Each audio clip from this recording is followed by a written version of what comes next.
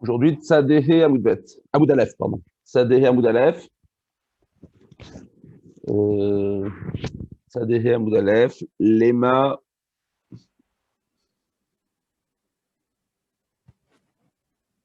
Abaye Verava Beplouta de Rav Shmuel.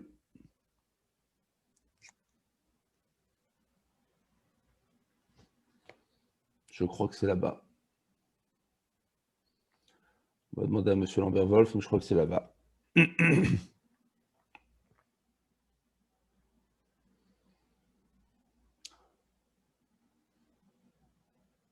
laisse pas toujours l'image pour un problème de flux Internet. Je suis en Wi-Fi et c'est pas extraordinaire. Quand je coupe l'image, j'ai un meilleur Internet. Ok. Bonjour, Monsieur Wolf. Bonjour, Bokerto, bonjour. Monsieur Wolf, est-ce que vous vous rappelez où est-ce que David s'est arrêté? Oui, il s'est arrêté à la 3, 4, 5e ligne. Plié que Rav. Lema Abaye? Ouais. D'accord, parfait. Parfait. On attend encore 1 minute, le temps que les gens arrivent. Ok. Donc aujourd'hui, on va finir le Pérec. Vous allez voir, ça va être plus facile, hein, le prochain Pérec. Ça va être... C'est coton, hein. Ouais. Non, mais même là, aujourd'hui, c'est plus facile. Tout ce qu'on va faire aujourd'hui, c'est plus simple.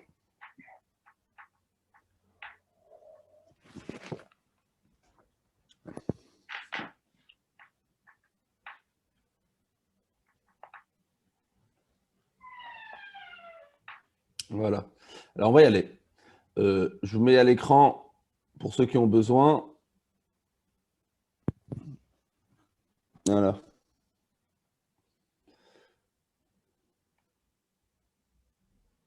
Hop. Ok, donc on est... Voilà, ici. Lema Abaye Verava.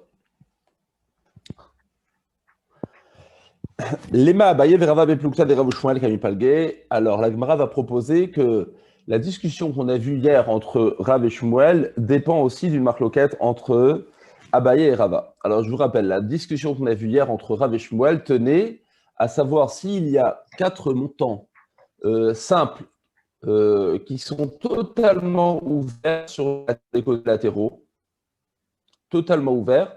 Est-ce qu'on va dire sur les 4 montants ouverts, Pitikra, Yored, Vesotem, qu'on prend la transversale et on la fait descendre jusqu'en bas, sur les 4 côtés de manière systématique ou pas? Selon un avis, on ne peut pas faire ça sur les 4 côtés systématiques. On ne peut pas faire Pitikra, Yored, Vesotem sur les 4 ouvertures, parce que ça fait de trop. On peut en faire sur 3, mais pas sur 4. Et selon un autre avis, on pouvait faire ça sur 4. Vous vous rappelez, ça vous dit quelque chose? Ouais. Ok. Non, ça ne vous dit pas? Imaginez-vous que vous ayez une souka, mais sans montant, sans mur, que des montants, de sorte à ce qu'il y ait 4 ouvertures. La souka tient grâce à 4 poteaux, mais sans mur. Est-ce que l'on va dire que Pitikra Yored Vesotem, c'est-à-dire fait la projection depuis la transversale jusqu'en bas, sur les 4 côtés, ensemble, de manière sur les 4 ensemble. Un avis disait que oui, je crois que c'était Rav permettait, je crois, ou Shmuel permettait, Rav interdisait. La Gemara va essayer de comprendre si la marlokat Abaye Verava qu'on va présenter tout de suite, qu'on a déjà vu d'ailleurs auparavant, est-ce qu'elle est en corrélation? Regardez, Deitmar. Quelle différence entre Pitikras Yored Vesotem et Goudahit ou Goudasik? Alors c'est une bonne question. Goudahit et Goudasik, ça se fait de manière. La projection, les deux, c'est des projections. Goudahit et Goudasik, il faut faire la projection de haut en bas. Pitikra Yored Vesotem, on peut le faire même de gauche à droite sur les latéraux. Alors, on a eu le débat hier. Alors, je n'ai pas compris. Hier, il semblait que non, que dans un cas, on complétait un morceau qui manquait, et dans l'autre cas, on projetait un morceau qui ne manquait pas. mais qui virtuellement, on le faisait apparaître. Mais C'est juste aussi. il me semble, C'est- je ne suis pas sûr, C'est juste. que Rav C'est juste. Bensky hier a dit que ce n'est pas une question d'horizontalité ou de verticalité. Ouais, c'est juste aussi ça. Ça aussi. Mais je crois que les deux sont justes. C'est-à-dire Mais enfin- que lorsque vous avez une souka dans laquelle il y a déjà un petit muret, mais qui n'est pas qui fait 10 tfachim, qui n'est pas assez grand pour pouvoir aller jusqu'au srach. Alors là, on va dire gudachit, gudasik, parce que le mur est existant, mais pas à la bonne mesure. Donc là, on va le projeter vers le haut ou vers le bas, vers le srach ou vers le bas. Ça, c'est gudachit ou gudasik. Pitikra, il suffit qu'il y ait juste des montants. Vous avez raison. Juste des montants, par exemple, une transversale, sans rien. Et à partir de cette transversale, je dis projette là jusqu'en bas. Donc Pitikra, c'est un plus grand chidouche. Ouais. La question est de savoir si on le fait, est-ce qu'on peut le faire à 4 reprises? Ça veut dire sur 4 transversales. Parce que les 4 murs sont inexistants.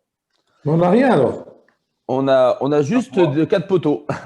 On a juste les 4 poteaux. Et le toit, et au-dessus aussi. Et on a le toit. On a une arsadra. On a une arsadra, un toit, et on a 4 poteaux. Et on a 4 transversales. C'est-à-dire les 4 transversales qui permettent de pouvoir contenir le srar, si vous voulez. De pouvoir. La différence qu'il y a entre ça et souka, ce serait une souka qui est faite de rien du tout, quoi. Ouais. Alors on y va. Deitmar, Siker, un homme il a fait un srar, Al-Gabi Sadra, Shiesh la Patsimine. Vous vous rappelez ce qu'on l'a vu il y a 2 jours. Un homme il a fait un srar sur une arsadra, c'est-à-dire sur 4 transversales, Shiesh la Patsimine, qui a des patsimines, on avait expliqué à l'époque, selon Rachid. Ici c'est un peu différent. Rachid explique différemment, les Farshim me demandent pourquoi. C'est 4 poteaux de 1 téphar de large. Keshera. La Mishnah dit que c'est Keshera. C'est Kacher parce que les 4 patsimines, les 4 poteaux de 1 téphar large, eh bien, on dit étant donné qu'ils sont pas éloignés, les patsimines, de 3 tfachim, alors on dit la voud. Mais si elle n'a pas de simine, mais s'il n'y a pas du tout de pas de simine, c'est-à-dire qu'il n'y a que des poteaux sans avoir des montants qui ont une largeur de 3, alors Abaye Amar Kshera, Rava Amar Psoula. Abaye dit que c'est Kacher, Rava dit que c'est pas Soul. Abaye Amar Kacher. Donc a priori, c'est exactement notre cas. Donc, dans ce cas-là, c'est Elle n'a pas de simine, c'est-à-dire, imaginez-vous une souka qui est composée de 4 poteaux fins et qui est totalement ouverte sur les 4, et sans mur, sur les 4 côtés. Abaye dit Kacher et Rava dit Pasoul. Abaye Amar Kacher, Abaye dit Kshera. Pourquoi? Parce que Amar Pitikra Yora de Sotem, parce que lui il dit Pitikra Yora de Sotem sur les 4 transversales. Rava Amar Psoula, Rava dit Pasoul parce que le Amar Pitikra Yora de Sotem. Parce qu'on ne dit pas 4 fois Pitikra. Les Abaye Kerav, Rava Keshwel. Allons nous dire que Abaye qui permet, il permet autant que Rav. Et Rava qui est interdit, c'est comme Shmuel. Donc la discussion est de savoir est-ce qu'on dit Pitikra Yora de Sotem 4 fois d'affilée ou pas, sur 4 murs inexistants ou pas. Répond la Gemara, non, c'est pas ça la marquette. Aliba des Shmuel coulé alma le pligué. Selon Shmuel, selon la vie de Shmuel, qu'on ne dit pas Pitikra Yora de Sotem sur 4 murs, tout le monde est d'accord que cette souka est pas soul. Il y a même Abaye qui disait que Kshera, il pensera que c'est pas soul. Selon Shmuel.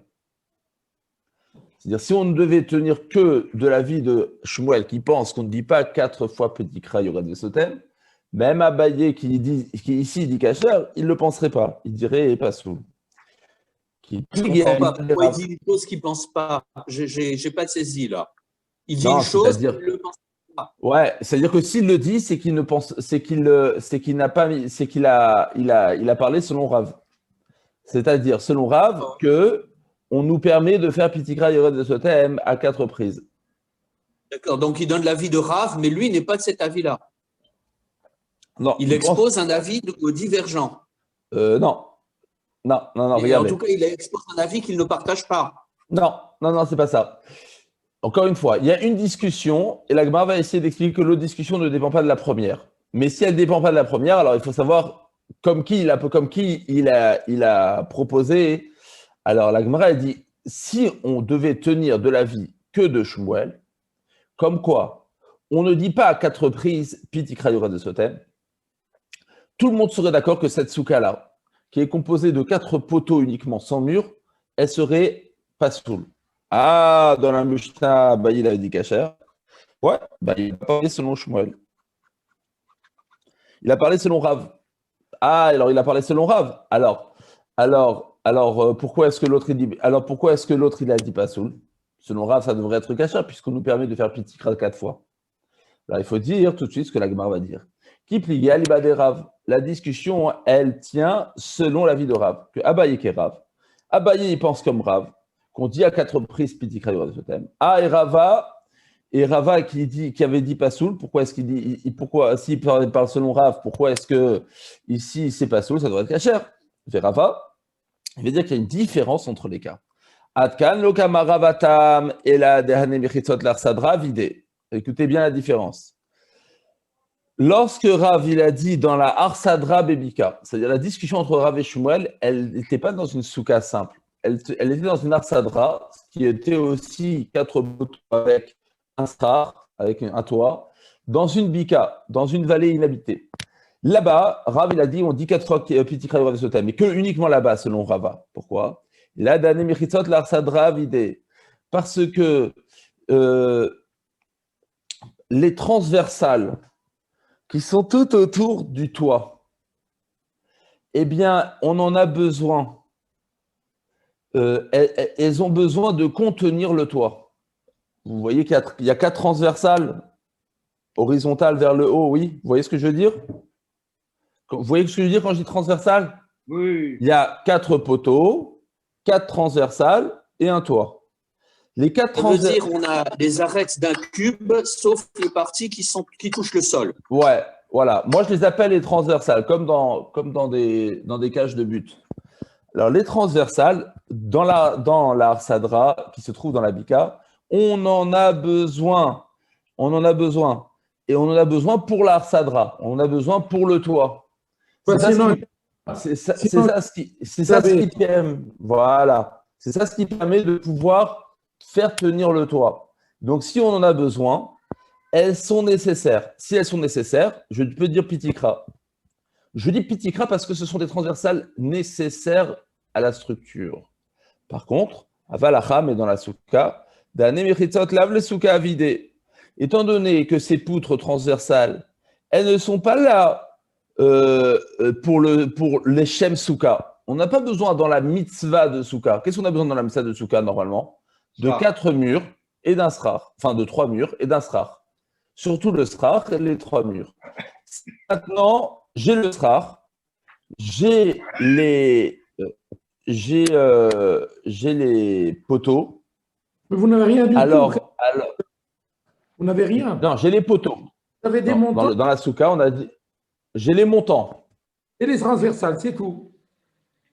Et avec ça, vous dites j'ai les montants, j'ai les transversales et j'ai un srar. Non, le srar était existant, monsieur Selam, dans la souka. Ce que je n'avais pas, c'est les murs. Les murs physiques, visuels, je ne les ai pas. J'ai envie de les créer avec un concept virtuel qui s'appelle Pitikra. Le débat ne porte que sur les murs, en fait.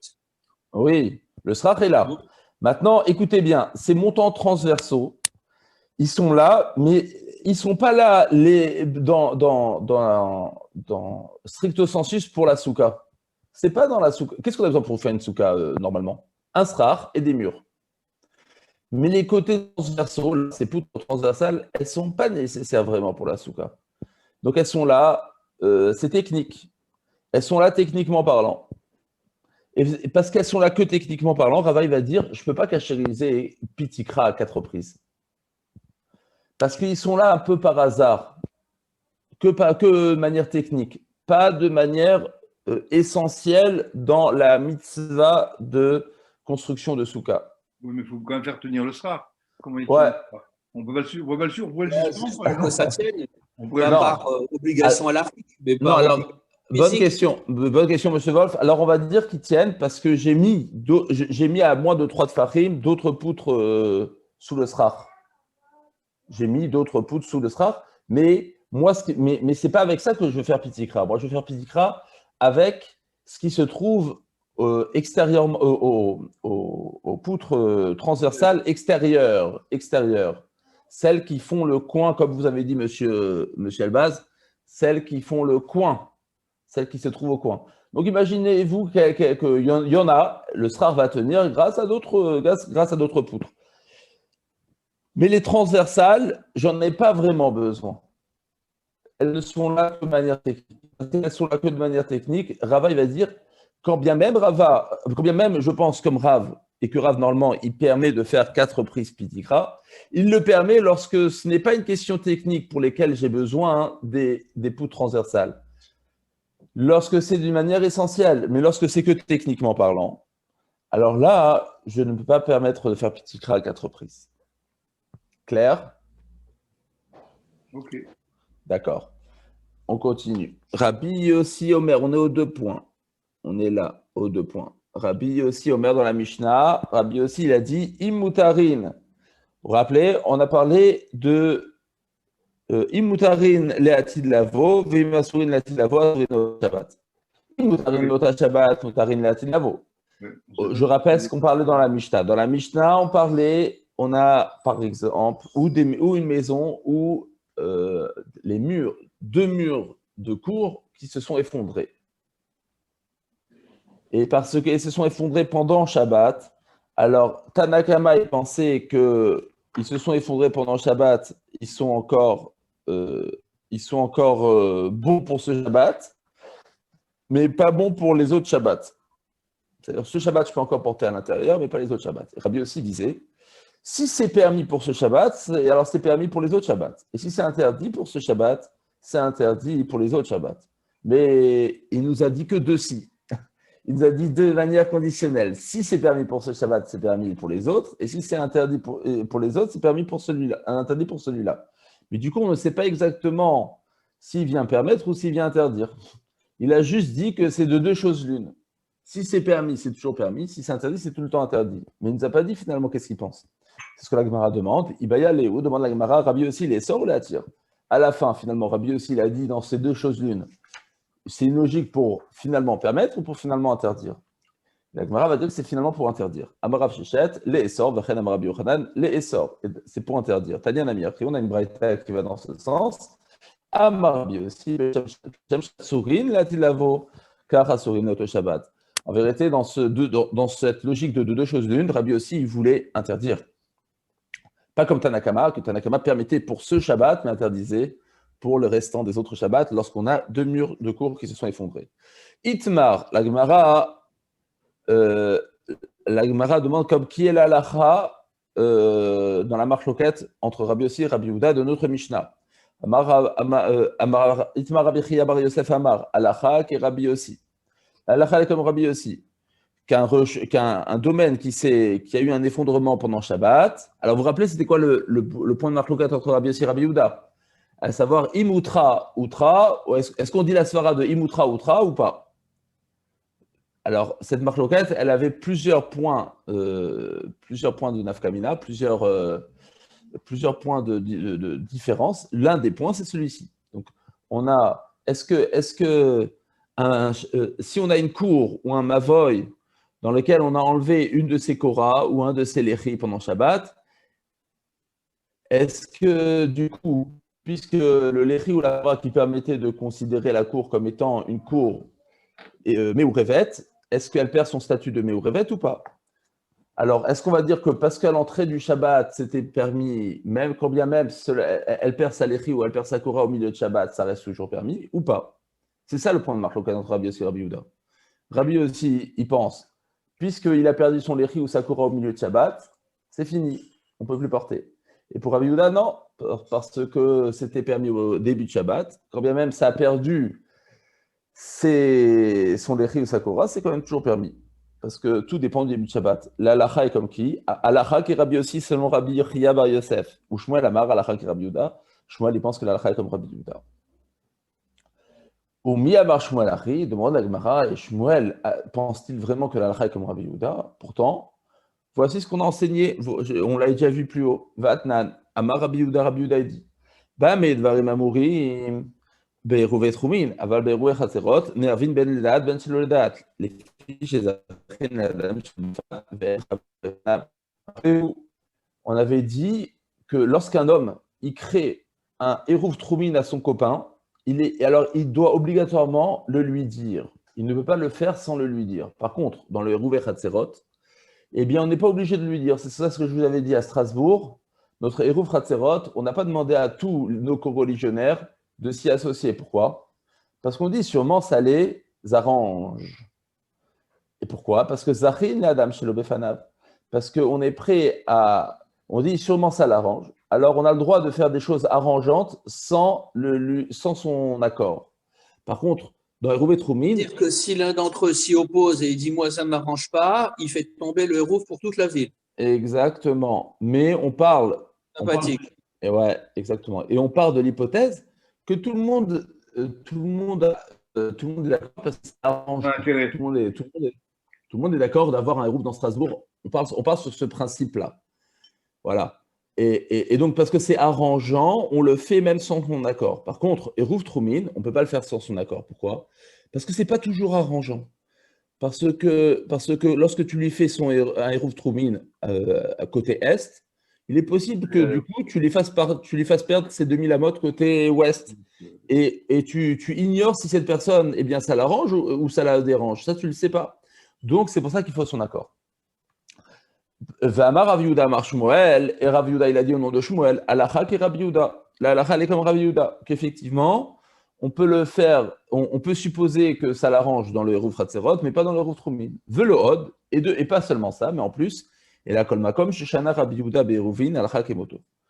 Chaque fois que Rabbi Yehuda a dit son avis dans Eruvin, la Alacha est comme lui. V'amar le Rav Chana Bagta'a, et Rav Chana de Bagdad, il a dit les Rav Yehuda, Amar Shmuel, Afilu B'mavoy Shenital Korato Lechayo. Il a dit que la halakha est comme Rav Yehuda, même dans un mavoy, dans une impasse, dans laquelle on a enlevé au milieu de Shabbat son lechi ou sa kora. Excusez, on peut voir le bas du Hamoud, s'il vous plaît? Ah ouais, excusez-moi. Merci beaucoup. Ouais, excusez-moi. Merci. Voilà. Et la Gemara dit, quand bien même il a perdu au milieu de Shabbat son mavoy ou sa kora, c'est quand même permis de porter Shabbat. Et sur ça, Rav Yehuda, il a dit Rav Chana Bagta'a, Be'eruvin et Martilechav lo b'mchitzot. Rav Yehuda, il a dit au nom de Shmuel à Rav Chanan, il a dit non, quand Rav Shmuel, il a dit que la halakha, elle est comme Rabbi Yehuda, ce n'était que dans les ilchot de Eruvin, c'est-à-dire, c'est quoi Eruvin? Eruvet Trumin, Eruvet Chatzerot, mais pas dans Mechitzot. Et donc, dans un cas où il y a une impasse, où au milieu de Shabbat, on a enlevé sa lechi ou sa kora, eh bien, est-ce que ça reste une impasse mais au révet ou pas? Non, ce n'est plus une impasse mais au révet. Sur ça, on pense plus que la halakha, elle est comme Rabbi Yehuda. Alors, comment est-ce que Shmuel a-t-il pu dire là tout à l'heure que la halakha, elle est comme Rabbi Yehuda, même dans le cas où la lechi et la kora a été perdue au milieu de Shabbat, et que c'est toujours permis de porter parce que Kivan de outra. Or, tu vois qu'ici, il pense que la halakha est comme Rabbi Yehuda uniquement dans les sujets liés à Eruvin, mais pas les sujets liés au Mechitzot. Sous-entendu, si une Korah ou une Lechi a été perdue au milieu de Shabbat, eh bien, on ne pourra toujours pas porter parce que maintenant, ça y est, l'impasse est dépourvue de ce qui lui permettait de s'appeler une impasse Meourevet. Et donc, la halakha n'est pas comme Rabbi Yehuda dans ce point-là. Répond la Gemara, Maravanan, les Didim et Farchalimine de Shmuel. Ravanan, il dit, tu sais, Shmuel, il m'a lui-même répondu à cette question. Kan Shinifretza les Carmélites, Kan Shinifretza les Chutarabim. Ça dépend de quelle impasse, lorsque le mur de l'impasse ou le mur du Khatser s'est effondré au milieu de Shabbat et qu'il n'y a plus de Lechi et de Korah, alors, une fois on a dit que c'est kasher, une fois on a dit que c'est pas soul, effectivement. On a dit que c'est kasher lorsque cette impasse ou cette cour donne sur un carmélite, de sorte à ce que normalement, le transfert d'objets, s'il n'y avait pas eu d'effondrement de mur dans l'impasse ou dans le mavoy ou dans le khatser, eh bien, au pire, tu aurais transgressé un interdit des rabbanan, parce que le transfert d'objets depuis une cour vers un carmélite ou depuis un Mavoy vers un Carmélite, n'est qu'interdit à titre banane. Si ça s'est effondré, qu'il n'y a plus de Léhi et plus de Korah, au pire des cas, tu ne fais qu'un interdit des Rabbanan. Donc, dans ce cas-là, Shmuel, il va permettre. Il va dire, étant donné que ça, qu'il vient des outra, on va se fier au début du Shabbat et dire que parce qu'au début du Shabbat, ce Léhi ou cette Korah n'était pas effondré, était toujours debout, alors on s'y fie jusqu'au bout. C'est-à-dire quoi jusqu'au bout? Jusqu'à la fin de Shabbat. Mais lorsque ce Mavoy ou ce Khatser donne sur un Reshut Arabim, alors là, dans ce cas-là, eh bien, le transfert d'objets est interdit Minatora, parce que l'impasse et la cour sont Minatora des Reshut Ayachid, et ça donne sur des Reshut Arabim. Donc, lorsque ça s'est effondré, qu'est-ce que tu risques de transgresser? Un interdit de la Torah. Dans ce cas-là, on ne va pas se fier et dire qu'il vient des Outra, parce qu'au début du Shabbat, soi-disant, elle était toujours là, la poutre Korah ou la poutre Léhi. On ne va pas se fier sur ça et on va dire non, il y a un risque d'interdit de la Torah. On ne se fie pas sur ce qu'il y avait au début de Shabbat, puisqu'aujourd'hui, ce n'est plus effectif, ce n'est plus présent. Clair? Ouais. Ok, Mishnah suivante. Abonné Aliyah. Allez, c'est facile cette Mishnah. On l'a déjà vu, ce cas-là, plusieurs fois aussi. Abonné Aliyah al-Gabe Shne Batim.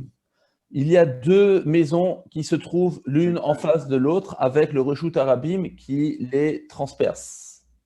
Donc une maison à droite, une maison à gauche, le Reshut Arabim au milieu, sur la longueur. Abonné Aliyah. Et ce monsieur, il a créé une sorte d'étage transversal qui traverse la rue du point de la première maison au point de la deuxième maison. Donc il y a une sorte de pont. Il a créé un étage comme un pont qui relie les deux maisons. Les deux maisons lui appartiennent. Il a dit, génial, je vais faire un passage. Et je vais faire ce passage, je le fais sur la hauteur, à l'étage. Compris? Oui. Al-Gabe Shnebatim, sur deux maisons. Vechen Ksharim Amfulashim, ou bien tout simplement des ponts qui sont Mefulashim. Mefulashim, c'est-à-dire que sous le pont, c'est totalement ouvert. Il y a des passages, il y a un passage d'une rue totalement ouverte. Betal Telin, Tartem, selon Tanakama, qui est Rabbi Yehuda, il est permis de porter sous le pont ou sous l'étage. Pourquoi? Parce que sous ce pont, sous cet étage, finalement, il y a deux murs. Il y a le mur de la maison de droite et le mur de la maison de gauche. Et ça s'appelle un Reshut Hayachid, grâce à ces deux murs. Alors la Gemara va essayer de comprendre pourquoi ça s'appelle Reshut Hayachid. Est-ce que ça s'appelle Reshut Hayachid tout simplement parce qu'il y a deux murs? Ou en vérité, il faudrait quatre murs. Et là, les quatre murs, il y a deux murs physiques et deux murs virtuels de Pitikra. Parce que si vous continuez à faire des murs virtuels sous le pont, ça fait deux autres murs. Clair? Ouais. Alors, la Gemara, tout de suite, elle va essayer de comprendre qu'est-ce que pense Rabbi Yehuda. En tout cas, quoi qu'il en soit, pour Rabbi Yehuda, sous ce pont ou sous cet étage, quand bien même c'est totalement ouvert sur deux endroits, là, puisqu'il y a un passage en dessous, étant donné qu'il y a deux murs latéraux, ces murs latéraux, c'est les maisons, eh bien, c'est permis de porter. Finalement, je vous dis le maskana, la conclusion de la demande, c'est parce qu'en vérité, on dit pitikra à deux reprises. Chachamim osrin, et Chachamim me interdisent. Pourquoi? Parce que pour eux, on ne va pas dire pitikra à deux reprises. Et en dessous de ce pont, en dessous de cet étage, ça s'appelle un Reshut Arabim. Od Amar Rabbi Yehuda, et de surcroît, Rabbi Yehuda, il a enseigné. Mais avil mavoy mefulash, v'chachamim osrin. On a le droit de faire un eruv dans un mavoy mefulash. Rappelez-vous, c'est une impasse qui est ouverte sur les deux côtés, totalement ouverte. Mais c'est une impasse parce que ça donne sur des ouvertures de maison ou des ouvertures de cour. Donc, ça s'appelle une impasse, mais totalement ouverte sur les deux latéraux. Et parce que c'est alors, est-ce que parce que c'est ouvert des deux latéraux, alors Chachamim dit c'est interdit pour faire un mavoy avec Eruv, avec un Léhi ou avec une Korah, c'est uniquement si c'est fermé sur un côté. Une vraie impasse fermée d'un côté. S'il y a un angle droit. Voilà. S'il y a un angle droit, alors ça, c'était une discussion avec Grave. Ouais. On l'avait vu, c'était une discussion avec Grave. Marcokat Amoraï. Et Rabbi Yehuda lui pense que non, même si c'est ouvert, étant donné qu'il y a deux murs latéraux, ces deux murs, c'est les murs qui donnent sur les entrées des cours, étant donné qu'il y a deux murs latéraux, cela suffit. Amar Rabba, la Gemara a dit, L'otemaï notama de Rabbi Yehuda, mishum de kasavar shtemechitza d'oraita. Ne crois pas que la raison pour laquelle Rabbi Yehuda permet, dans nos deux cas où il y a des ponts, où il y a des étages qui se trouvent au-dessus de la rue, c'est parce que suffisent deux meritzot, la Torah. C'est pas ça la raison. Là, mishum de kasavar pitikra yora de sotem. C'est qu'en vérité, Rabbi Yehuda nécessite 4 murs. Et ces 4 murs existent. Il y a 2 murs physiques et il y a 2 murs que tu vas faire par prolongement des ponts ou prolongement de l'étage de manière virtuelle. Et donc, tu fais 2 murs physiques, 2 murs virtuels, tu as 4 murs. Manda itivé Abaye. Abaye objecte sur Abba d'une braïta marquée dans une Tosefta, Yater Alken. Plus que ça encore, Rabbi Yehuda, il a permis. Rabbi Yehuda, il a permis encore plus que ce que tu vois dans la Mishnah. Qu'est-ce qu'il a permis de plus? Amar Rabbi Yehuda, Mishesh lo shnei batim, mishne tzidei reshut harabim. Le même cas. Un homme qui a 2 maisons sur les 2 côtés de la rue. Excuse, on peut reprendre le texte? Je ne vois pas où c'est. Ouais, je vous le montre tout de suite. Je me suis un peu perdu là. J'ai été 5 minutes absent, du coup, je ne sais plus où on est. Ouais. Amar Rabba, on est au début de la Gemara, ici, là. Amar Rabba, Rabba, il dit, tu sais, Rabba qui permet de porter sous le pont ou sous le mur. Ce n'est pas parce qu'il pense à ce n'est pas à cause de la raison que Shnei Mechitzot Minat Doraita. Pas parce que suffisent deux murs. Non. Il a Mishum des Kassavar Petit Krayon de Sotem. En vérité, il faudrait 4 murs. Mais on a ces 4 murs grâce à 2 murs physiques qui sont les 2 côtés latéraux des maisons et 2 murs virtuels grâce au prolongement du pont, au prolongement de l'étage. Et là, Mishum de Kassavar Petit Krayon de Sotem. Il objecte, Yater Alken. On a une braïta qui dit que Rabbi Yehuda, il permet encore plus que ce que tu vois qu'il nous a permis dans notre Mishnah. Qu'est-ce qu'il a permis de plus? Amar Rabbi Yehuda, Mishesh lo shnei batim mishne tzidei reshut harabim. Le même cas. Un homme qui a 2 maisons qui sont en vis-à-vis avec un reshut harabim au milieu qui traverse. Ose lechi mikan velechi mikan. O kora mikan vekora mikan. Venose venoten baemtsa. Qu'est-ce qu'il fait? Imaginez-vous un homme. Il a 2 maisons l'une en face de l'autre.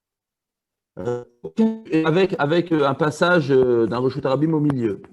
Il lui suffit de mettre un léchi d'un côté et un léchi de l'autre côté de la maison. Un léchi, on va dire côté droit du mur de la maison.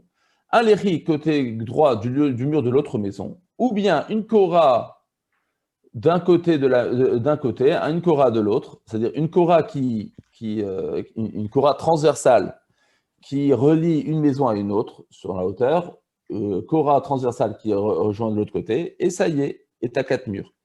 Vénosé, Vénoten même ça. Selon Rabbi Yehuda, tu peux porter entre les 2 maisons. Amroulo, les Chachamim ont dit, c'est impossible de faire Eruv d'un reshut harabim de cette manière. Quoi qu'il en soit, dans cette braïta, tu vois que qu'est-ce qu'il fait? Il fait pas un pitikra, il fait lechi mikan, kora mikan, et ça marche. Et donc Abaye va objecter à Rabbi, est-ce que tu me dis que la permission que donne Rabbi Yehuda, c'est parce qu'on dit pitikra? Ici, dans cette braïta, il n'y a pas de pitikra. Vous avez mis un léchi d'un côté et un léchi de l'autre côté. Il n'y a pas de pitikra ici, n'est-ce pas? Ouais. Qu'est-ce que c'est un léchi d'un côté et un léchi de côté? Vous avez mis une poutre verticale sur un côté de la maison, une poutre verticale sur le côté de l'autre maison. Donc, imaginez-vous, vous avez mis une sorte de... une poutre verticale d'un côté, une poutre verticale de l'autre côté. Et ça y est. Et là, il n'y a pas de pitikra. Il n'y a pas de pitikra. Comment? On ne dirait pas il peut dire Goudahit. Non, il n'y a pas le Goudahit parce qu'en fait, tu l'as mis sur le côté du mur de la maison. Donc, le mur est existant sans Goudahit. Pourquoi les rabbins ne sont pas d'accord? Et là, les Chachamim disent c'est impossible parce qu'il faut, selon les Chachamim, 4 murs physiques. Non, c'est pas question de Hikra, alors c'est une question de. C'est la question d'Abaye. C'est la question que pose Abaye. Abaye, il dit à Rabat, tu vois bien que c'est pas une question de Pitikra dans cette braïta. Ouais. Donc pourquoi tu me dis que la raison pour laquelle Rabbi Yehuda il a permis, c'est à cause de Pitikra, hein?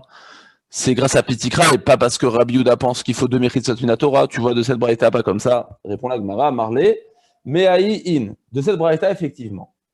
Cette braïta, il apparaît que Rabbi Yehuda permet pas à cause de Pitikra, mais grâce au fait qu'il y ait deux murs. Grâce aux deux montants, grâce aux deux murs de la maison. Mehal et Kalem Shamina. Par contre, de la Mishnah, tu ne peux pas prouver que c'est grâce aux deux murs. Pourquoi? Amaravashi, Matitin Amidaika. Dans la Mishnah, tu vois qu'il y a, on peut effectivement croire que ce n'est pas grâce aux deux murs, mais c'est grâce à Pitikra. Midekatane, puisqu'il enseignait Ve'od Amar Rabbi Yehuda, que Rabbi Yehuda a enseigné un autre enseignement parallèle au premier. C'est lequel? Mervin Bimavai Mefoulash, que Rabbi Yehuda permettait. En plus, Ve'od, quand on dit Ve'od, c'est-à-dire qu'on fait un lien entre l'enseignement premier et l'enseignement second. Dans l'enseignement second, Rabbi Yehuda a enseigné qu'il est permis de faire un hérouv dans une impasse ouverte sur les deux côtés. Si tu dis que la raison pour laquelle Rabbi Yehuda permet de faire un hérouv dans une impasse ouverte, grâce à Pitikra. Quel Pitikra? Parce que au bout de chaque impasse qui est ouverte, il y a une kora, il y a une poutre transversale qui permet de voir la fermeture. Alors, je comprends pourquoi. C'est marqué Ve'od. Je comprends le rapport qu'il y a entre de la même manière que la permission première était grâce à Pitikra, l'enseignement second est aussi permis grâce à Pitikra. Et là, il y a Martha Michouf de Kassavar, je t'ai mis Doraita. Mais si tu permets parce que uniquement grâce au fait qu'il y ait deux murs de l'impasse, c'est les deux murs qui permettent à chaque cours de venir sur l'impasse. Et c'est uniquement grâce à ça que Rabbi Yehuda permettrait. Alors, My Ve'od, alors pourquoi il a dit Ve'od? Il a dit deux enseignements qui n'ont pas le de rapport. Un, permis grâce à Pitikra, l'autre permis grâce à deux Mechitzot. Alors, pourquoi tu dis Ve'od? Ve'od, ça a l'air que c'est la même raison. Que la même raison pour laquelle tu as permis dans le premier enseignement, tu permets dans le second. Or, ce Ve'od, il n'a aucun sens si tu dis que la raison pour laquelle tu permets de porter dans une impasse ouverte, c'est grâce aux deux murs. Si c'est grâce aux deux murs, tu ne vois pas le rapport avec le premier enseignement. Donc, obligatoirement, Shema Mina, entend de là que dans notre Mishnah, la raison pour laquelle Rabbi Yehuda a permis, ce n'est pas grâce au fait qu'il faut deux murs Minatora, mais c'est parce que Pitikra. Ah, on a une braïta qui nous dit que l'enseignement de Rabbi Yehuda, ce n'est pas grâce à Pitikra, mais grâce à deux murs. Tu as raison. Dans une braïta, eh bien, la raison est différente. Alors? Donc Rabbi Yehuda, il a deux raisons pour permettre de pouvoir porter. Il y a deux raisons cumulées. Cumulées, mais qui sont enseignées dans deux coins différents. Ouais. Une dans notre Mishnah, qui est parce que Pitikra, et une parce que deux Mechitzot suffisent pour créer un Reshut HaYachid. Et alors, et la halakha, comment? Non, la halakha n'est pas comme Rabbi Yehuda. La halakha est comme les Chachamim, que c'est interdit que pour faire un Yachid, il faut 3 murs minimum. Oui, ouais. Et que pour faire un Reshut HaYachid, eh bien, est-ce qu'on fait Pitikra sur les 4 côtés ou pas 4 côtés? C'est la marloka de Rav et Shmuel. La halakha, elle est comme Rav, je crois, que c'est permis. Voilà. On avance. Adran alar kol gagot, Adran alar kol gagot, Adran alar kol gagot. On va arriver maintenant à un nouveau sujet qui n'a plus rien à, enfin, qui n'est plus en rapport avec Hérouvine directement. On va parler d'un cas où un homme il trouve des tefilines dans la rue. Et les Chachamim m'ont dit qu'un homme qui découvre des tefilines dans la rue, eh bien, on ne peut pas les laisser de manière méprisante par terre. Ou même si elles ne sont pas par terre, même si elles reposent sur un muret ou je ne sais pas, on ne peut pas les laisser comme ça à l'abandon.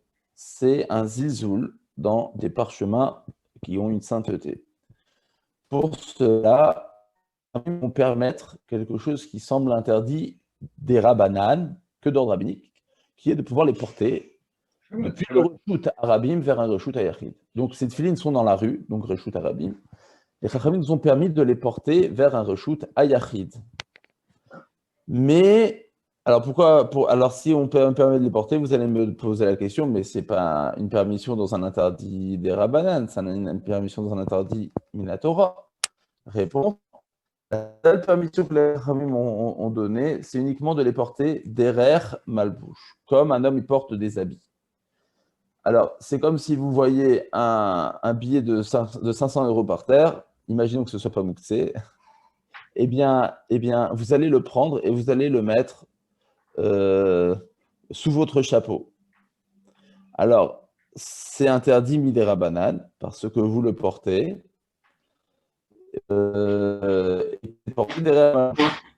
Mais là, dans les tefilines, malgré le fait que ce soit quand même interdit des rabbanan, on nous a quand même permis de le faire sous prétexte que sinon c'est méprisant pour les tefilines. Mais outre le fait qu'on va pouvoir on le permet de porter des rech malbouche, il y aura d'autres restrictions, vous allez voir tout de suite dans la Mishnah. Et surtout en principe, l'interdiction de porter des tefilines le Shabbat, c'est de Rabbanan ou c'est Minatora? Alors j'y arrive. Justement, c'est le deuxième point que je voulais aborder. Il y a une machloket dans Masret Shabbat. À savoir, est-ce que normalement Shabbat Zman Tfilin ou Shabbat Lav Zman Tfilin? La question est de savoir, est-ce qu'en vérité Shabbat c'est un moment apte pour mettre les tfilin ou non, c'est pas un moment du tout apte. Alors je vous rappelle, à l'époque, les gens ils mettaient les tfilin toute la journée, c'était quelque chose. Alors, à la fin, ça va changer sur quoi? Ça change quoi puisque à la fin on les met pas? Ça change, à savoir, premièrement, si c'est mouktsé. Deuxièmement, c'est quoi la permission de pouvoir les porter? Ça va jouer un impact aussi dans notre Mishnah. Pourquoi? Parce que, exemple, si on ne trouve pas une paire de tefillin, mais deux paires de tefillin, si on dit que Shabbat Zman Tfilin, alors il ne serait permis de porter qu'une paire de tefillin après l'autre. C'est-à-dire, tu mets une paire de tefillin sur ta tête, une paire de tefillin, enfin, une tefila sur ta tête, une tefila sur ton bras, tu les ramènes à la maison, et hop là, tu te reviens, remettre la deuxième, et tu ne peux pas mettre les deux en même temps. Mais si on est hors des horaires où on peut mettre les tefillin, c'est un interdit minatora, pas un interdit ramanan. Non, on peut parce pas. Que je l'ai. Non, c'est ça ce que j'explique. Même si on pense que Shabbat, ce n'est pas un moment adéquat pour mettre les tefillin, étant donné que je ne les porte pas dans la main, ces tefillin, mais je les porte autour du bras et autour de la tête, c'est comme un habit. Ah, alors si c'est comme un habit, c'est quoi? C'est plus qu'un interdit rabbinique. Mais cet interdit rabbinique, il a été permis par les rabbins lorsqu'on les voit de manière abandonnée. Compris? On n'a pas entendu. Là. Ça sera jamais un interdit de la Torah. Au mieux, au pire, ça sera un interdit des rabbanan. Alors, vous allez voir dans la Gemara, elle va dire que ça joue beaucoup si Shabbat Zman Tfilin ou Shabbat Zman Tfilin par rapport au fait, est-ce que j'ai le droit de porter plusieurs tfilin à l'abandon en même temps sur mon bras ou non, est-ce qu'il faut que je les prenne un par un? Si on porte Shabbat Zman Tfilin, je ne peux les porter qu'un par un. Si on pense que, comme le Tana, que Shabbat Lav Zman Tfilin, je peux les porter tous ensemble sur le bras ou sur la tête. Alors, une fois ça dit, on peut y aller. Amotse Tfilin, encore une fois, on n'est plus dans un interdit de la Torah. Hein. Rappelez-vous bien ça. Quand bien même je les porte de la rue vers le domaine privé, ce n'est pas un interdit de la Torah, parce que c'est porter d'erer malbouche. Voilà, comme si c'était un billet de 500 € que vous mettez sous votre chapeau, Shabbat. La même chose. Hamotse Tfilin, celui qui trouve des tfilin dans la rue à l'abandon. Et on a peur du mépris porté sur les tfilin, en les laissant comme ça de manière abandonnée. Marnissan, Zoug, Zoug. Tu as le droit de les porter Zoug, Zoug. Zoug, Zoug, ça veut dire un à part. Ça veut dire tu dois les porter, tu les porterais en semaine, c'est-à-dire une sur la tête, une sur le bras. Tu les ramènes à la maison ou dans un endroit qui est un endroit sûr. Et ensuite, tu peux revenir et prendre la deuxième paire. Et Zoug, c'est une paire, hein? Ouais, une paire après l'autre. Ça veut dire que si tu en trouves plusieurs paires portées à l'abandon, tu dois les porter chacun à part entière. Donc, tout de suite, la Gemara va dire que ce Tana, cette Récha, c'est comme le Tana. Le temps que je rentre chez moi et que je retourne, c'est pas bécophétique pour la paire qui va continuer à traîner au milieu de la place Kléber. Ouais, c'est mieux de faire ça que de les porter tous ensemble. Parce que en les portant tous ensemble, c'est plus grave pour celui qui pense que Shabbat Zman Tfilin. La Gemara va expliquer. Rabban Gamliel Omer, Rabban Gamliel y pense, Shnaim, Shnaim. Tu as le droit de les porter 2 sur le bras ou 3 sur le bras, et 2 sur la tête ou 3 sur la tête. On va voir qu'en fait, c'est pas 3, c'est que 2. Rabban Gamliel trouve 2 paires, pas comme Tanakama, tu as le droit de les porter 2 par 2. La Gemara va tout de suite expliquer pourquoi, parce que Rabban Gamliel pense que Shabbat lave Zman Tfilin. Bam et Dvarim Amorim dit la Gemara. Dans quel cas les Chachamim ont permis de prendre les tefilines de cette manière? Biyeshanot, donc des tefilines usagées déjà, des tefilines dans lesquelles tu vois qu'elles sont usagées, elles ont déjà été utilisées. Aval, Chadashot, Patour. Mais si c'est des tefilines neuves, tu as l'impression qu'elles ont déjà été usagées, c'est interdit. Pourquoi? Parce que à l'époque, il y avait, on parle ici a priori que ces tefilines sont neuves, pas parce que tu vois dans les lanières que c'est neuf, mais parce que le boîtier a l'air neuf. Et ici, il s'agit de tefilines dans lesquelles il n'y a pas de lanière. Il n'y a pas de lanière, il y a juste le boîtier de des tefilines, sans lanière. Et à l'époque, ils faisaient des amulettes qui étaient comme des boîtiers de tefilines. Or, une amulette, elle n'a pas de gdusha, comme les tefilines. Elle n'a pas de gdusha. Donc, les laisser à l'abandon Shabbat, ce n'est pas grave du tout. Et on craint que lorsque tu vois un boîtier de tefilines neuf dans la rue, eh bien qu'il ne s'agisse pas de tefilines, mais d'amulettes. Tu ne peux pas le savoir, il faudrait ouvrir. Il faudrait ouvrir et découdre, mais tu ne peux pas le faire Shabbat. Donc, tu ne peux pas savoir si c'est une amulette ou une tefilines. Dans le doute, tu peux croire que c'est des amulettes. Et donc, lorsque c'est neuf, tu n'y touches pas. Tu ne vas pas outrepasser un interdit des Rabbanan sous prétexte que c'est des amulettes.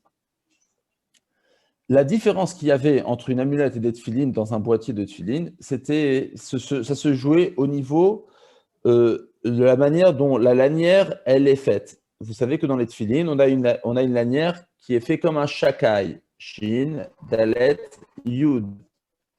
C'est-à-dire qu'on a fait une sorte de petit yud, aussi bien dans la lanière qui se trouve derrière la tfila de roche, de la tête, et aussi bien dans la tfila de la yad. On a fait un nœud qui ressemble à un yud pour faire un shakai. Shin, dalet, yud. Mais ça existait uniquement dans les tfilines. Dans les amulettes, on ne faisait pas ces lanières avec shakai. Quand bien même c'était des tfilines avec lanière, ils étaient dépourvus de ce shakai. C'est ça ce qui différenciait. Ici, on ne peut pas savoir si c'est une amulette ou des tefilines, car s'il n'y a pas de lanière. Et donc, dans le doute, tu ne les prends pas, disent les chachamim. Metza'an, tsevatim ou krichot, tu as trouvé les tefilines, beaucoup de tefilines ensemble, attachées chaque par couple ou attachées tout ensemble, et tu ne peux pas les porter, et tu ne pourrais pas les ramener ensemble avant la fin de Shabbat. Il faudrait que tu fasses tellement d'allers-retours que pendant Shabbat, tu vas les laisser par terre. Marchir aléen ou mevian. Alors on te dit, il t'est permis de rester à côté des tefilines et de les garder jusqu'à la sortie du Shabbat. Ou mevian. Et après, une fois que la sortie du Shabbat, on a fait Avdallah, les 3 étoiles sont arrivées, tu peux les rapporter tout ensemble. Et ça, c'est Pshita, qu'à la fin de Shabbat, tu peux les prendre. Ouais. Comment? Ouais, la Gemara va expliquer, monsieur Selam. La Gemara va expliquer que c'est Pshita. En quoi c'est pas Pshita? Quoi qu'il en soit, il m'est permis d'être marchir aléen, c'est-à-dire de rester à côté de cette tefilines et d'attendre la fin de Shabbat pour pouvoir les rapporter, parce que sinon, si je devais les apporter une par une, eh bien, je ne pourrais pas les rapporter toutes avant la fin du Shabbat. On va voir c'est quoi le chidouche dans la Gemara. Uba sakana, je continue. Uba sakana, c'est là. Je vous tourne la page. Merci beaucoup. Sadehe Hamoud Bet. Oula, c'est là.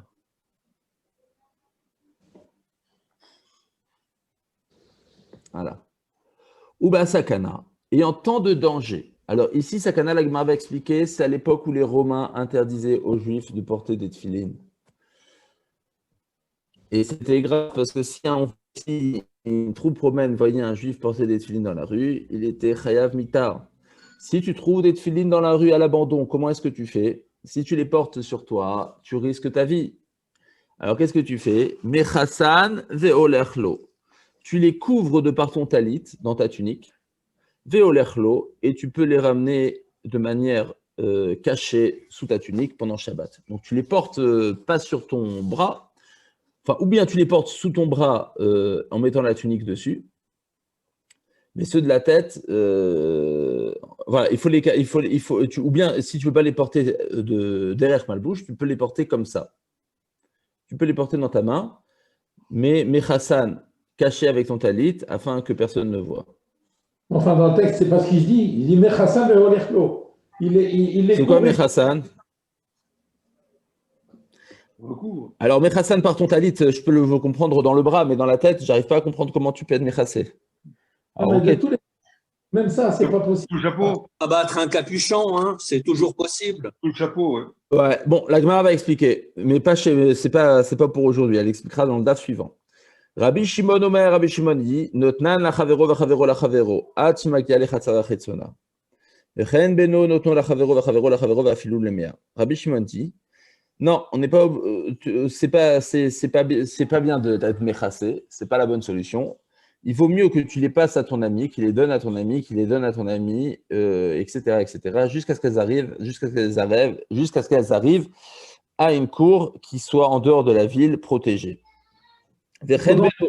La même chose, si une femme elle a accouché dans les champs et qu'on a envie de protéger cet enfant et de le rentrer dans une maison, eh bien on va faire notons la chavero, on fait de la manutention.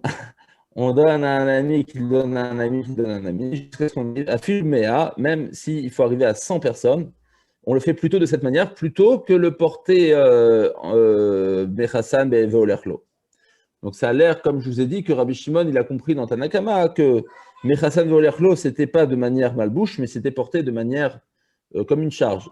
Et Rabbi Shimon, il privilégie de le porter en le donnant à l'un et à l'autre. Rabbi Yehuda Omer, Rabbi Yehuda dit Noten Adam Chavit la Chavero v'Chavero la Chavero v'afilu chutz latrum. Rabbi Yehuda il pense, il est cholek sur Rabbi Shimon. Il dit que donner à un autre qui donne à un autre, ce n'est pas uniquement permis dans des cas de force majeure, mais c'est même permis les chatrila. C'est même permis a priori. Dans quel cas? Tu as une cruche dans la rue. C'est pas un cas de force majeure d'avoir une cruche dans la rue, mais tu as envie de la mettre dans un endroit sûr. Tu as le droit de la donner à un ami qui la donne à un ami. Et pas seulement dans un cas où un bébé il a été accouché dans les champs ou des tefilines qui ont été portées à l'abandon. Et du coup, quand tu donnes à un ami qui donne à un ami, quand bien même cette cruche, elle va faire des kilomètres et elle va sortir du troum du premier propriétaire qui l'a pris, malgré tout, ça reste permis pour Rabbi Yehuda. Amroulo, là, sur ce point-là, les Chachamim vont dire Rabbi Yehuda, non, c'est pas possible. Me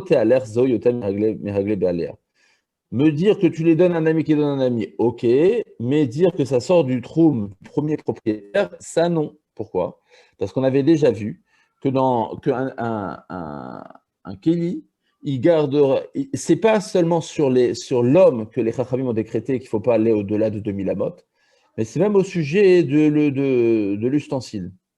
L'ustensile n'a pas le droit de perdre l'identité première où il était posé, au-delà de 2000 amot.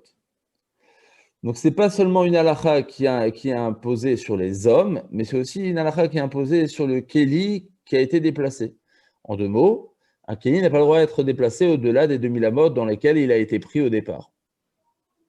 Et il dépendra toujours des 2000 amot de son propriétaire premier. Voilà, ça c'est la Mishnah. Alors, on va revenir, la Gemara revient sur le premier enseignement de la Mishnah. Qu'est-ce que veut dire Yoter Meragle Be'alea, ça veut dire que il ne faut pas que ça perde. Il ne faut pas que il se promène au-delà des 2000 amot des pieds du premier propriétaire.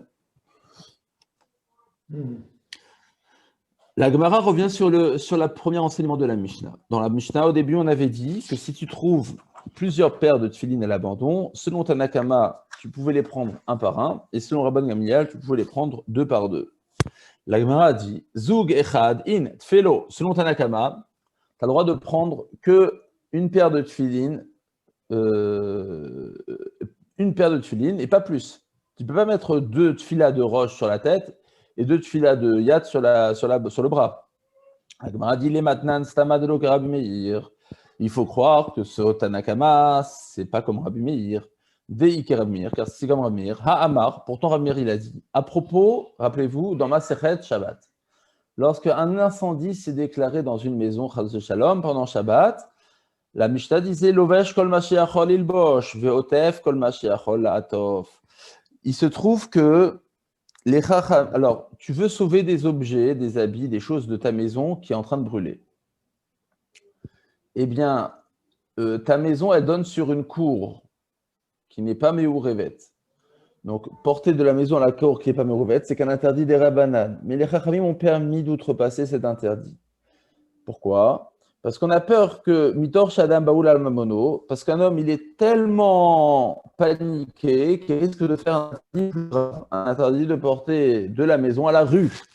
Il ne faut pas qu'un homme y arrive dans sa panique à oublier que c'est Shabbat et à porter de la maison à la rue. Les Chachamim ont permis un interdit moindre, un interdit des Rabbanan, de porter de la maison à la cour. Et qu'est-ce qu'ils ont permis ? Selon Rabbi Meir, ils ont permis Kol Mashachol Bosh. Tu peux porter sur toi autant d'habits que tu veux. Tu mets sur toi 10 serviettes, tu mets sur toi 3 pantalons, tu mets sur toi 5 pulls. Tu peux mettre tout ce que tu veux sur toi et les transporter vers la cour. Et tu es otef kol mashiach, tu mets autant de serviettes sur toi que tu veux, derrière malbouche, et c'est permis. Ditnan, car il enseignait dans la Mishnah, ou les sham, à partir de la maison vers le Khatser qui se trouve à côté de la maison incendiée, Motzi, Kol Kle Tashmisho, tu peux sortir tous les habits que tu veux, tu t'habilles de tous les habits que tu peux, et tu te recouvres de tout ce que, les couvertures et serviettes que tu peux. Donc tu vois que Rabbi Meir, il permet de porter autant qu'on veut, alors qu'ici dans les tefilines, on ne permet de porter qu'une paire de tefilines par paire de tefilines. Et il faut faire les allers-retours entre chaque paire de tefilines. Donc ça a l'air pas la même chose. Vous allez me dire, ouais, mais c'est pas comparable. Et ça, c'est les Rishonim qui demandent. Comment est-ce qu'on peut comparer les deux cas ? Une fois, on nous demande de porter de la rue vers le Reshut HaYachid des tefilines, c'est une chose. Et une fois, on nous demande d'outrepasser qu'un interdit des Rabbanan, de la maison à un Khatser qui n'est pas Meourav. C'est pas la même chose. Malgré tout, les Rishonim disent, on voit quand même un point commun, et c'est ça sur ça qu'il faut retenir. Le point commun, c'est le nombre d'objets qu'on peut permettre. Une fois, on nous permet un seul nombre d'objets, en l'occurrence les tefilines, une paire, et tandis que dans les autres, on nous permet autant de serviettes et d'habits qu'on veut.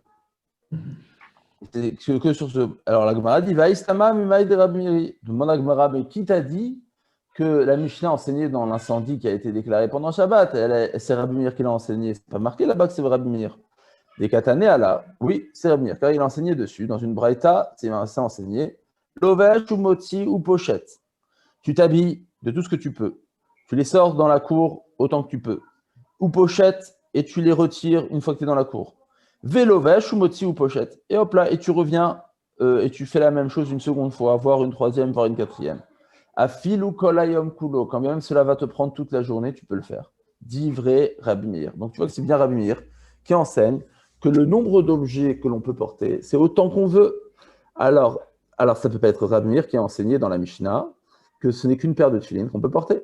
Amar Rava répond, Afil ou tema Rabbi Meir. Tu peux très bien dire que c'est Rabbi Meir. Et c'est différent. Atam derech malbusho kechol shavouye rabanan, ve'acha derech malbusho kechol shavouye rabanan. La Gemara dit, en fait, c'est Rabbi Meir. Et pourquoi c'est différent chez nous que là-bas ? Parce qu'en fait, les Chachamim ont toujours permis la même chose.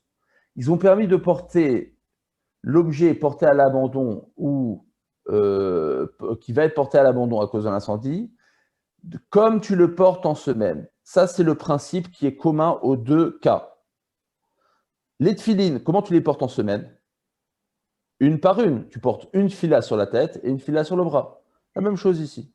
Comment tu as l'habitude de porter en semaine des habits ? Eh bien,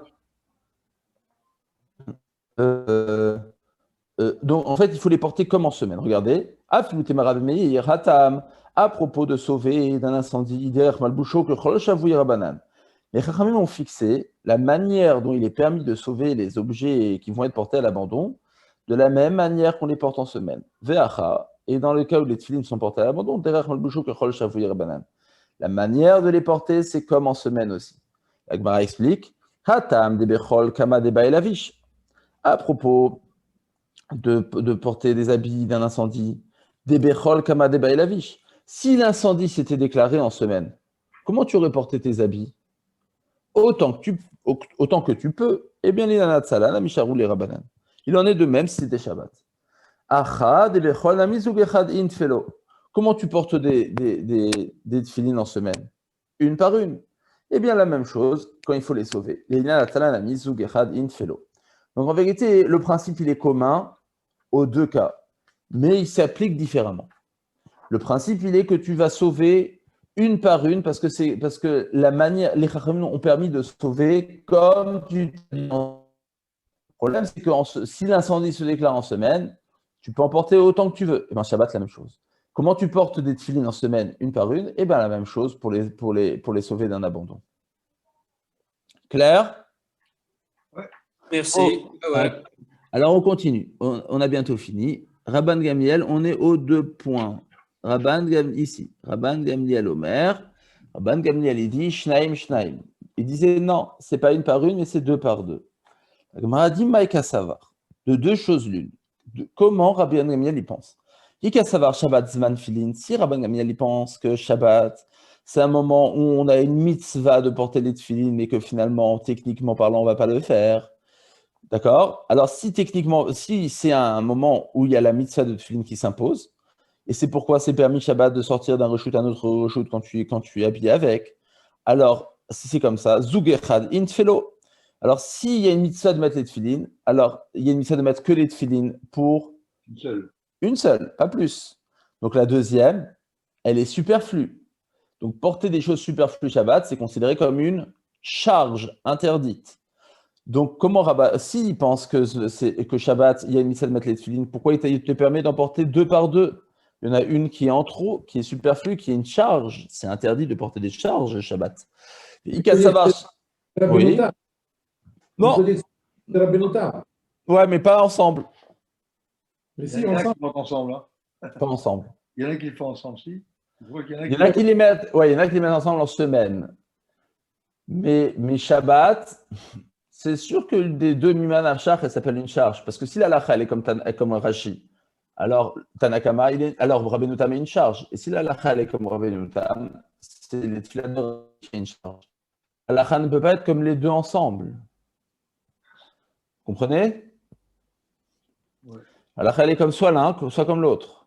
Alors il y en a qui font des chumrot, qui sont marmir de dire peut-être que c'est comme lui, peut-être comme c'est chez l'autre. Alors je les mets une par une ou je les mets même ensemble en semaine. Mais Shabbat, Miman Afshar, ça serait une des deux est une charge.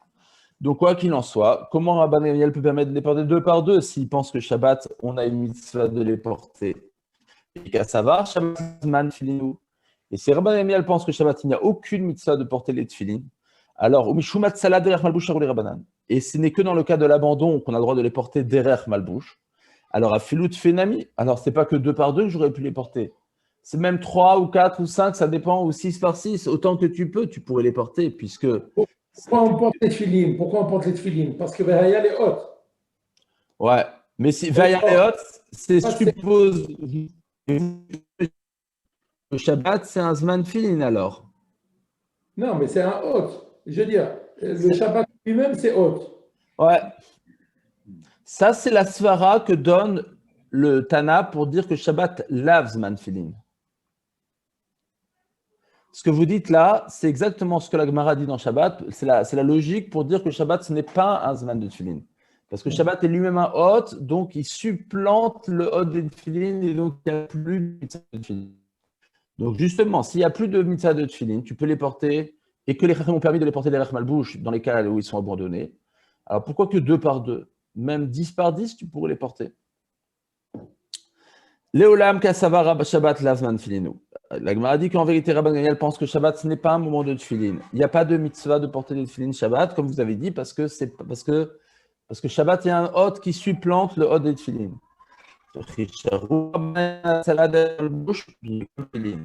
La Gemara va tenter de dire, lorsque les Chachamim ont permis de porter des tefilin à l'abandon en les portant sur soi, bim comme tefilin. C'est lorsqu'ils les portent à l'endroit du corps où il a l'habitude de les mettre. Alors la Gemara dit Iachi, Zug Echad, Nami Infelo. Alors, si c'est comme ça que les Chachamim ont permis de porter les tefilines à l'endroit du corps où on a l'habitude de les mettre en semaine, alors, Zug Echad Infelo, il n'est que possible de mettre une paire. On a de la place normalement de mettre la tefila de roche que sur un endroit dans la tête. On ne peut pas en mettre deux, c'est trop petit. La même chose sur le bras. On peut les mettre que sur le biceps. Il y a de la place que pour une, il n'y en a pas de la place pour deux. Alors pourquoi Rabban Gamliel permet deux? Marav Shmuel barav Yitzhak, makom yesh barosh laniach bosh tetfilin. On m'a dit non. Sur le front de l'homme, il y a de la place de quoi mettre deux tefilin. On a dit, ok, inicha des roches, ça marche pour la tête, mais il y a de Michael Emar, sur le biceps, il n'y a pas de place pour mettre deux. Comment tu peux permettre là-bas de mettre deux? Qui est des Ravuna. La Gemara va tenter de dire comme Ravuna, Dama Ravuna, Peamim Shadam Bamin Asade. Des fois, un homme il vient des champs, Vachavilato al Rosho Mesalkan, et il a une chavila, il a un tas de blé qui porte sur son bras, al Rosho, sur sa tête, pardon, Mesalkan, Mirosho, et du coup, il porte un tas de blé sur sa tête. Et étant donné que c'est pas beau de porter un tas de blé avec sa tefila de roche sur la tête, alors par respect, tu vas enlever la tefila de la tête et tu vas les mettre sur le bras. Et donc Ravuna, il a l'air de dire que oui, il y a de la place pour mettre sur le bras deux tefilines, une du bras et une de la tête parce que ta tête est occupée à d'autres choses. Oui. Tout ce que Ravuna t'a permis de faire ça, c'est parce qu'il ne veut pas que les tefilines de la tête, tu aies posé dessus des gerbes ou des fagots de paille. C'est pas beau de poser des fagots de paille sur la tefila de la tête. Dans ce cas-là, parce que c'est des bisayon, alors il t'a permis. Mais Raoui Miyamar, il t'a dit, mais est-ce qu'il t'a dit que c'est bien de le faire? Est-ce qu'il t'a dit qu'il y a de la place là-bas? Il n'y a pas de place. Tu le problème, il n'y a pas de place. Mais il ne t'a pas dit qu'il y a de la place dans le biceps, de quoi mettre deux tefilines là-bas. Il m'a dit, et là, on change. Et là, qui était à Marav Shmuel barav Yitzhak. Makom yesh berosh sheroui laniar bo shne tefilin, achanami makom yesh beyad sheroui laniar bo shne tefilin. De la même manière que sur le front, il y a un endroit de quoi mettre deux tefilines, de la même manière, sur le biceps, je ne suis pas sûr que c'est le biceps, il me semble que c'est l'humérus. Sur l'humérus, il y a de quoi mettre deux tefilines. Il y a de quoi mettre deux tefilines. Oui. On peut un si peu je ne me monter trompe pas, le le texte. Oui. Ouais, Juste un peu monter le texte. avec plaisir. Merci, monsieur Netter. Et on finit avec ça. La Gemara dit on déménagé. On avance. On est ici.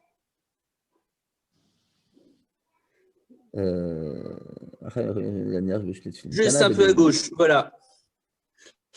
Dans la Gemara, elle va commencer à parler justement sur quels sont les endroits physiquement parlant où on a le droit de mettre les tefilines. Tana de Menaché, il enseigne.